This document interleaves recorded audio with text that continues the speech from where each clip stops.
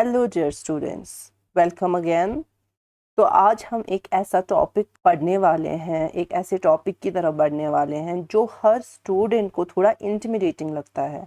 Yes, I am talking about the Ramachandran plot. इसको देखते ही लगता है बच्चों को कि ये तो कुछ मैथमेटिकल या रॉकेट साइंस है। इसका प्लॉट देख के बच्चे डर जाते हैं, but believe me, Ramachandran plot को समझना मुश्किल ज़रूर लगता है, लेकिन आज के बाद ये आपका फेवरेट कॉन्सेप्ट बन सकता है और आप इस चीज़ से डरेंगे नहीं, क्योंकि मैं आपको बहुत ही इजी तरीके से, सिंपलेस्ट पॉसिबल वे में आज मैं आपको ये चीज़ पढ़ाऊंगी और कुछ इजी रियल लाइफ एग्जाम्पल से समझाने की कोशिश करूंगी। So stay tune till the end. तो रामाचंद्रन प्लॉट को समझने के लिए मैं एक एग्जाम्पल से ही स्टार्ट करती हूँ। जिस तरह से हम अपने कपड़े फोल्ड करते हैं, राइट, इसके लिए हमें कपड़ों के कुछ पर्टिकुलर हिस्सों को किसी एंगल से मोड़ना होता है। जैसे हम पहले स्लीव्स को मोड़ेंगे, दो साइड से मोड़ेंगे, जो भी एक तरीका होता है हमें कपड़ों को फोल्ड करने का। तो हम कुछ पर्टिकुलर हिस्सों को ही किसी एंगल से मोड़ते हैं, तब जाके एक अच्छी सी फोल्डिंग हो जाती है ना, हमारे कपड़ों की, राइट। या हमारा हाथ ले लो, हम अपनी उंगलियों को आगे तो मोड़ लेते हैं। आप कोशिश करो अपनी उंगलियों को आगे मोड़ने की, तो आप आगे मोड़ के मुट्ठी बंद कर सकते हो, लेकिन क्या इन्हीं उंगलियों को आप पीछे की तरफ बेंड कर सकते हो? नहीं ना। क्यों? क्योंकि ये मूवमेंट रेस्ट्रिक्टेड है। इसी तरह से हमारे प्रोटीन्स, आप सबको पता है, आपने अभी तक क्या पढ़ा था? आपने पेप्टाइड बॉन्ड पढ़ा। पेप्टाइड बॉन्ड से क्या हुआ? 2 अमाइनो एसिड्स मिले, 3 अमाइनो एसिड्स मिले, पॉलीपेप्टाइड चेन बनी। पॉलीपेप्टाइड्स मिलके फिर क्या बनाते हैं? अल्टीमेटली प्रोटीन्स बनाते हैं। तो ये चीज़ आपने पढ़ी है, आपने पेप्टाइड बॉन्ड को देखा। तो इन प्रोटीन्स की फोल्डिंग की जब हम बात करते हैं, जैसे मैंने आपको कपड़ों की एग्जाम्पल दी, उंगलियों की एग्जाम्पल दी, इसी तरह से हमारे प्रोटीन्स की भी फोल्डिंग होती है, लेकिन वो हर डायरेक्शन में फोल्ड नहीं हो सकते। उनके लिए भी हमारे हाथ की उंगलियों की तरह ही कुछ मूवमेंट्स अलाउड है और कुछ रेस्ट्रिक्टेड है। ऐसा क्यों? आपने देखा कि पेप्टाइड बॉन्ड एक रिजिड बॉन्ड है ड्यू टू रेजोनेंस, जिससे उसमें पार्शियल डबल बॉन्ड कैरेक्टर आ जाता है। ये आपका पेप्टाइड बॉन्ड है और इसमें, इस पेप्टाइड बॉन्ड में एक पार्शियल डबल बॉन्ड कैरेक्टर है, जिसकी वजह से ये बहुत ही रिजिड है। तो इस रिजिडिटी से क्या होता है? इसकी movement around this peptide bond जो है वो लिमिट हो जाती है। मैंने आपको अच्छे से समझाया है, बताया है। जो हमारा पेप्टाइड बॉन्ड है, इसके अराउंड कोई मूवमेंट नहीं होती है। तो फोल्डिंग कैसे होती है हमारे प्रोटीन्स की? हमारे अमाइनो एसिड्स के बीच में पेप्टाइड बॉन्ड है, तो अगर हमारे ये पेप्टाइड बॉन्ड रिजिड है, यहाँ पे मूवमेंट पॉसिबल ही नहीं है, तो हमारा प्रोटीन फोल्ड कैसे होगा? मैंने आपको कपड़ों की एग्जाम्पल दी। अब आप एक हार्ड सी कोई चीज कंसिडर करो, जैसे एक कार्डबोर्ड। कार्डबोर्ड कितना रिजिड है, राइट? उसको आप मोड़ सकते हो क्या? हर एक डायरेक्शन में नहीं, तो उसकी आप फोल्डिंग भी अच्छे से नहीं कर सकते हो। हाँ, जब तक आप उसको तोड़ ना दो, वो अलग बात है। लेकिन हमारे पेप्टाइड्स बॉन्ड के साथ भी ऐसा ही है। हमारा पेप्टाइड बॉन्ड जो है ये बहुत रिजिड है और इसके अराउंड कोई मूवमेंट पॉसिबल नहीं है due to partial double bond character of this peptide bond. वो किस वजह से होता है? रेजोनेंस की वजह से होता है। और आई होप अब तक ये चीज आपके जहन में बैठ गई होगी। तो अब अगर मूवमेंट्स रेस्ट्रिक्टेड है, हमारा पेप्टाइड बॉन्ड मूवमेंट, उसके अराउंड मूवमेंट ही नहीं हो सकती, तो हमारा प्रोटीन फोल्ड अगर होता है तो वो कैसे फोल्ड होता है? तो कौन सा बॉन्ड है हमारे पॉलीपेप्टाइड में जो मूवमेंट दिखाता है या रोटेशन दिखाता है? क्या ऐसा कोई बॉन्ड है? हाँ, ऐसे 2 बॉन्ड्स है। ऐसे 2 बॉन्ड है हमारे पॉलीपेप्टाइड में जो रोटेट कर सकते हैं, और ये हमारा पेप्टाइड बॉन्ड है। आप यहाँ पे अगर देख लो, दिस CONH बॉन्ड जो ये है, दिस इज पेप्टाइड बॉन्ड। यहाँ पर भी CONH जो यहाँ पर ये बॉन्ड है, ये पेप्टाइड बॉन्ड है। तो यहाँ से रोटेशन नहीं हो सकती, यहाँ से भी रोटेशन नहीं हो सकती। तो रोटेशन कहाँ से पॉसिबल है ताकि हमारे प्रोटीन्स की एक प्रॉपर फोल्डिंग हो जाए? तो इसके लिए आपको 2 एंगल्स याद रखने पड़ेंगे, फाई एंड साई। ये 2 एंगल्स है। तो फाई और साई एंगल्स क्या है? फाई एंगल जो है ये किसके बीच में होता है? फाई एंगल हमारा सी अल्फा और एन के बीच में जो बॉन्ड है उसको हम फाई बॉन्ड कहते हैं। आप यहाँ पे देख सकते हो, ये हमारा फाई बॉन्ड है और ये अल्फा कार्बन और इस नाइट्रोजन के बीच वाला बॉन्ड है। और साई कौन सा बॉन्ड है? साई हमारे सी अल्फा और कार्बन के बीच में जो बॉन्ड है उसको हम साई बॉन्ड कहते हैं। और यहाँ पे आप देख सकते हो this is the Sai bond. किसके बीच में है? अल्फा कार्बन और कार्बन के बीच में। यहाँ पे समझते हैं, मैंने अभी तक आपको कैसे बताया है, ये अल्फा कार्बन है, ये इसके साथ एक हाइड्रोजन जुड़ा है, ये यहाँ से इसके साथ आर ग्रुप है और ये इसका अमाइनो ग्रुप है।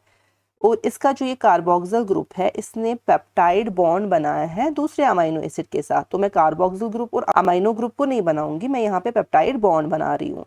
तो ये दूसरे अमाइनो एसिड के साथ, ये कोई भी अमाइनो एसिड हो सकता है, यहाँ पे मैं उस पर फोकस नहीं कर रही हूँ, मैं एक जनरल अमाइनो एसिड ले रही हूँ। तो ये दो अमाइनो एसिड्स मिलके पेप्टाइड बॉन्ड बना रहे हैं और ये इसका अल्फा कार्बन हो जाएगा, इसके साथ और एक हाइड्रोजन जुड़ा है, यहाँ से इसकी आर चेन है, आर चेन कुछ भी हो सकती है, और ये इसका कार्बोक्सिल ग्रुप है जो फ्री है। तो ये हमारा एक डाइपेप्टाइड है। हम यहाँ से ही समझते हैं फाई और साई एंगल्स क्या है। तो ये वाला एंगल हमारा पेप्टाइड बॉन्ड है, ये बहुत ही रिजिड है। क्यों है? रेजोनेंस की वजह से इसका पार्शियल डबल बॉन्ड कैरेक्टर आ जाता है। तो रिजिडिटी की वजह से यहाँ से कोई मूवमेंट या रोटेशन नहीं हो सकती। तो ये वाला बॉन्ड हमारा रोटेट नहीं करेगा। हमारा कौन सा बॉन्ड है जो रोटेट करता है? जो इसके बाद के ये दो बॉन्ड है। इस कार्बन और कार्बन के बीच में जो बॉन्ड है ये एक बॉन्ड है, और दूसरे इस अमाइनो एसिड जो सेकंड अमाइनो एसिड है इसके अल्फा कार्बन और नाइट्रोजन के बीच में जो बॉन्ड है ये दूसरा बॉन्ड है। तो यही दो बॉन्ड्स है जो हमारे मूवमेंट या रोटेशन दिखा सकते हैं। तो हमारा पेप्टाइड चेन, अगर हमारा पॉलीपेप्टाइड चेन अगर मूवमेंट या रोटेशन दिखाएगा तो इन्हीं दो बॉन्ड्स के अराउंड दिखाएगा। तो सबसे पहले आपको इनके नाम पता होने चाहिए। कार्बन और कार्बन के बीच में जो बॉन्ड है वो कौन सा है? साई। और कार्बन नाइट्रोजन के बीच में जो बॉन्ड है वो कौन सा है? फाई। तो फाई और साई हमारे दो एंगल्स है। आपको इसमें कोई भी कंफ्यूजन नहीं होनी चाहिए। साई होता है कार्बन कार्बन के बीच में और फाई होता है कार्बन नाइट्रोजन के बीच में। आप दोनों में से एक बॉन्ड याद रखो, दूसरा आपको ऑटोमेटिकली खुद ही याद हो जाएगा। आप ऐसे याद रख सकते हो, कार्बन कार्बन सिंबल क्या है? सी। तो सी साई आप ऐसे याद रखो, सी साई। जब आपको साई याद हो गया तो फिर कार्बन नाइट्रोजन वाला फाई आपको खुद ही याद रहेगा। तो ये हो गए हमारे दो बॉन्ड्स जहां से रोटेशन पॉसिबल है। एक फाई है, एक साई है। यहाँ से रोटेशन पॉसिबल है, यहाँ से रोटेशन पॉसिबल है, और इन्हीं को हम डाइहेड्रल एंगल्स भी बुलाते हैं। तो डाइहेड्रल एंगल्स से डरना नहीं है। डाइहेड्रल एंगल्स यही दो एंगल्स है हमारे, फाई और साई। ठीक है। तो अब इसमें समझने वाली क्या बात है, इनके बीच में रोटेशन होती है, इन्हीं दो बॉन्ड्स के अराउंड रोटेशन होती है। तो इन दो बॉन्ड्स के अराउंड जो रोटेशन होती है वही रोटेशन डिटरमिन करती है फोल्डिंग किस तरह से हमारे प्रोटीन की होगी। तो कौन से एंगल्स है जिनसे रोटेशन होगी, है ना? अब रोटेशन तो हो रही है, तो क्या हम अपना हाथ देखो, अगर हम पीछे की तरफ मोड़ रहे हैं तो एक पर्टिकुलर एंगल तक ही मोड़ सकते हैं, उससे ज्यादा नहीं मोड़ सकते। तो अब ठीक है, साई और फाई के अराउंड तो रोटेशन पॉसिबल है, लेकिन कितनी रोटेशन होगी? क्या हर तरफ से हर एक पॉसिबल जो भी एंगल है उस एंगल से रोटेशन होगी, या कोई पर्टिकुलर फिक्स्ड एक एंगल है या कुछ एंगल्स है जिनसे रोटेशन होगी? तो कौन कौन सी ऐसी रोटेशंस है इन बॉन्ड्स के अराउंड जो पॉसिबल है, या कौन से ऐसे एंगल्स है जिन एंगल्स पे रोटेशन पॉसिबल नहीं है? ये एक साइंटिस्ट थे, यहाँ पे आपको एक नाम याद रखना पड़ेगा, बहुत ही इंपॉर्टेंट नाम है, G.N. रामाचंद्रन। इनको फादर ऑफ स्ट्रक्चरल बायोलॉजी भी बुलाते हैं इंडिया में। ठीक है। तो father of structural biology in India is G.N. Ramachandran. ये एक इंडियन साइंटिस्ट थे। तो हमारे लिए एक प्राउड की बात है, क्योंकि इंडियन साइंटिस्ट थे। कहाँ से थे? मद्रास यूनिवर्सिटी से थे। और किस ईयर में इन्होंने ये रामाचंद्रन प्लॉट दिया था? 1963 में दिया था। तो उन्होंने सोचा क्या? उन्होंने ये सोचा, क्या हर एंगल पे प्रोटीन चेन घूम सकती है? हमारा पेप्टाइड बॉन्ड तो बन गया, यहाँ से मूवमेंट पॉसिबल नहीं है, हमारे फाई और साई मूव कर रहे हैं, रोटेट कर रहे हैं, और वही डिटरमिन करेंगे कि हमारी प्रोटीन फोल्डिंग कैसे हो जाएगी। लेकिन ऐसे कौन से एंगल्स है जहाँ पे रोटेशन हो सकती है? क्या हर एंगल पे प्रोटीन चेन घूम सकती है, या क्या हर एंगल पे रोटेशन पॉसिबल है, या कुछ ही एंगल्स अलाउड है और कुछ नहीं? उन्होंने बहुत सारे प्रोटीन्स को स्टडी किया जो भी तब तक उस जमाने में डिस्कवर हो रहे थे या हो चुके थे। उन सब प्रोटीन्स पे इन्होंने काम किया, और इन्होंने सबके फाई और साई एंगल्स को स्टडी किया, और इन्हें अपने सवालों का जवाब मिला। क्या जवाब मिला? इन्हें जवाब मिला नहीं, नो। हर एंगल अलाउड नहीं है, कुछ एंगल्स ही अलाउड है और कुछ नहीं।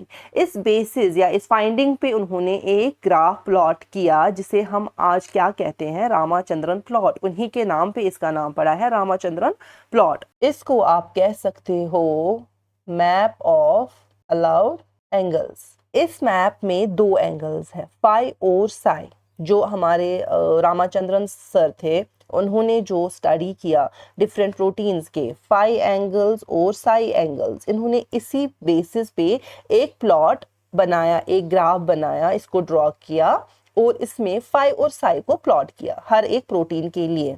एक्स एक्सिस पे इन्होंने फाई को प्लॉट किया और वाई एक्सिस पे इन्होंने साई को प्लॉट किया। आप कैसे याद रखोगे, आप वाई और साई की शेप देखो, यहाँ पे भी कंफ्यूज नहीं होना है।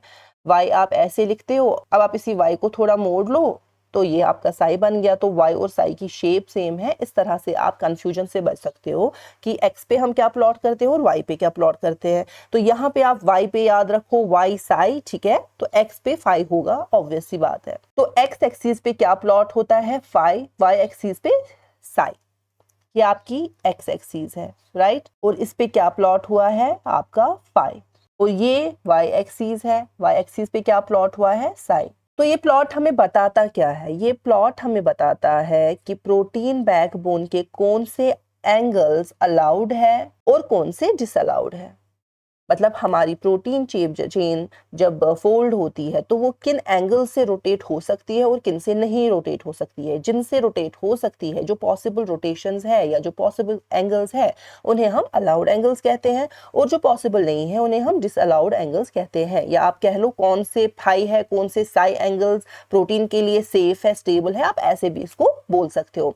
अच्छा, हर एंगल पे रोटेशन पॉसिबल क्यों नहीं है, ये भी आपसे कोई पूछ सकता है, ठीक है। तो डिसअलाउड एंगल्स क्यों है, हर एंगल पे रोटेशन पॉसिबल क्यों नहीं है, उसका जो एक इम्पॉर्टेंट रीजन है वो है स्टीरिक हिंड्रेंस। स्टीरिक हिंड्रेंस की वजह से, मैंने आपको प्रीवियस लेक्चर्स में भी बताया है, जब हमारे पेप्टाइड बॉन्ड बनते हैं तो सिस कॉन्फर्मेशन क्यों नहीं अलाउड है, क्योंकि वहाँ पे स्टीरिक हिंड्रेंस हो जाता है। और स्टीरिक हिंड्रेंस जहाँ पे भी हो जाएगा, जहाँ पे भी डिफरेंट ग्रुप्स में इंटरेक्शंस हो जाएंगी, वहाँ पे होगा क्या, वहाँ पे स्टेबिलिटी पे असर पड़ेगा। तो स्टीरिक हिंड्रेंस यहाँ पे भी एक रीजन है कि हमारे जो रोटेशंस है, कुछ ही एंगल से हमारे प्रोटीन्स रोटेट कर सकते हैं, कुछ पे नहीं, क्योंकि कुछ एंगल्स ऐसे हैं जहाँ पे उनके जो आर ग्रुप्स है या डिफरेंट एटम्स है चेन में, वो पास आ जाते हैं, इंटरेक्ट करते हैं और ये स्टेबिलिटी पे असर करते हैं। तो स्टीरिक हिंड्रेंस ही वो मेन रीजन है कि कुछ अलाउड एंगल्स है और कुछ डिसअलाउड एंगल्स है। तो रामाचंद्रन प्लॉट है क्या, ये एक 2D ग्राफ है, simply it is a 2D graph. एक 2 डायमेंशनल ग्राफ है जहाँ पे हम x एक्सिस और y एक्सिस पे किसको प्लॉट करते हैं, फाई और साई एंगल्स को। प्लॉट के कुछ रीजन सेफ होते हैं जहाँ एटम्स कंफर्टेबली फिट हो जाते हैं, उन्हें हम अलाउड रीजन्स बोलते हैं, और कुछ जगह जहाँ स्टीरिक हिंड्रेंस हो जाती है उन्हें हम बोलते हैं डिसअलाउड रीजन्स। तो मेन अलाउड रीजन्स क्या है, अगर आप इस प्लॉट को देखोगे, सबसे पहले तो आप देखो इस प्लॉट में 4 क्वाड्रेंट है, ठीक है। This is the first quadrant, this is the second quadrant, this is the third quadrant and this is the fourth quadrant. Ramachandran ने हर एक प्रोटीन का जो है फाई और साई एंगल कैलकुलेट करके उनको ही प्लॉट कर दिया। और वो वैल्यूज कहाँ से हो सकते हैं, आप याद रखोगे -180 डिग्री से +180 डिग्री तक, चाहे वो फाई हो चाहे वो साई हो, एंगल्स पॉसिबल है -180 से +180, कॉमन सेंस है ना। तो -180 डिग्री से +180 डिग्री हमारे एंगल्स को प्लॉट किया जाता है। बीच में 0 है, यहाँ पे भी बीच में 0 है, फिर यहाँ से नीचे -180 है, यहाँ से +180 है, यहाँ पे भी अगेन y एक्सिस में ऊपर +180 है और नीचे -180 है। और अब जब हम किसी भी प्रोटीन के फाई और साई एंगल्स को प्लॉट करेंगे तो वो ये इस प्लॉट में कहाँ पे बैठेंगे, वो डिटरमिन करेगा उसकी शेप क्या है। तो हर एक फाई साई वैल्यूज को कैलकुलेट करके रामाचंद्रन ने ये प्लॉट बनाया है। और इस प्लॉट में क्या है, 4 क्वाड्रेंट है, first second third and fourth. इसको आप अच्छे से याद रखोगे तो आप इसको टॉप राइट भी कह सकते हो ऐसे। ये फर्स्ट क्वाड्रेंट है, it is top right quadrant, ठीक है। ये वाला टॉप लेफ्ट हो गया, ये वाला बॉटम लेफ्ट हो गया और ये बॉटम राइट हो गया। तो ये 4 क्वाड्रेंट्स है, top right, top left and bottom right. और यहाँ पे आपको क्या देखने को मिलेगा, फर्स्ट क्वाड्रेंट में आपको यहाँ पे इस पोजीशन पे लेफ्ट हैंडेड अल्फा हेलिक्स देखने को मिलेगा। सेकेंड क्वाड्रेंट में आपको बीटा शीट देखने को मिलेगा। राइट हैंडेड अल्फा हेलिक्स आपको यहाँ पे देखने को मिलेगा थर्ड क्वाड्रेंट में। और फोर्थ क्वाड्रेंट में अगर आप देखो, आप कुछ नहीं देख पाओगे, यहाँ पे कुछ नहीं है। तो इस प्लॉट में टॉप लेफ्ट पे क्या पाया जाता है, beta sheet region. Beta sheet क्या है, ये स्ट्रक्चर्स हैं हमारे, प्रोटीन जब फोल्ड होते हैं तो वो कौन से सेकेंडरी स्ट्रक्चर्स में फोल्ड होते हैं, बीटा शीट, अल्फा हेलिक्स, ये आपने सुना होगा, हम आगे डिटेल में इन चीज़ों को पढ़ेंगे। तो यहाँ पे आप याद रखो, टॉप लेफ्ट में बीटा शीट रीजन पाया जाता है और इसका फाई एंगल मैं अप्रोक्सीमेशन में लिखूंगी क्योंकि आपको डिफरेंट जगह पे डिफरेंट वैल्यूज देखने को मिलेंगे। तो अप्रोक्सीमेशन में फाई का एंगल यहाँ पे -150 डिग्री और साई का +120 डिग्री रहता है। ये फुल्ली एक्सटेंडेड रीजन है, ठीक है। दूसरा इसमें कौन सा रीजन पाया जाता है या अलाउड रीजन कौन सा है, बॉटम लेफ्ट।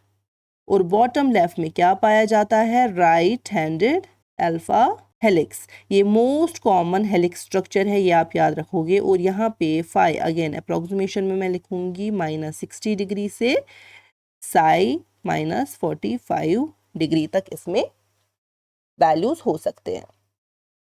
तीसरा जो है that is top right, means this one. तो यहाँ पे क्या पाया जाता है, यहाँ पे लेफ्ट हैंडेड अल्फा हेलिक्स पाया जाता है जिसका फाई वैल्यू +60 डिग्री और साई का वैल्यू +45 डिग्री देखने को मिलता है। और ये एक रेयर स्ट्रक्चर है, बहुत कम देखने को ऐसा मिलता है। मोस्ट कॉमन जो हमारे हैं वो या तो बीटा शीट है या तो राइट हैंडेड अल्फा हेलिक्स है। बाकी सारे रीजन जो है ना वो डिसअलाउड है। आप देखो इस फोर्थ क्वाड्रेंट में, क्योंकि ये फर्स्ट क्वाड्रेंट था, ये सेकंड क्वाड्रेंट है, ये थर्ड क्वाड्रेंट है और ये फोर्थ क्वाड्रेंट है। आप देखो फोर्थ क्वाड्रेंट में कोई भी स्ट्रक्चर नहीं प्लॉट हुआ है। क्यों? क्योंकि ये डिसअलाउड रीजन्स है। डिसअलाउड क्यों है? इन एंगल्स पे, फाई और साई के इन एंगल्स पे, इन सारे जो भी एंगल्स यहाँ से है, इन पे स्टीरिक क्लैश होता है या आप कह सकते हो स्टीरिक हिंड्रेंस आ जाता है, जिस वजह से ये वाले डिसअलाउड रीजन्स है और हमारे प्रोटीन्स की ये कॉन्फॉर्मेशंस या ये एंगल्स पे फोल्डिंग नहीं पॉसिबल है। तो पॉसिबल कहाँ कहाँ पे है? सिर्फ हमारे कुछ एंगल्स यहाँ जो फर्स्ट क्वाड्रेंट में लाई करते हैं, जो सेकंड क्वाड्रेंट में यहाँ लाई करते हैं और जो इस थर्ड क्वाड्रेंट में लाई करते हैं। और मोस्ट कॉमन क्या है?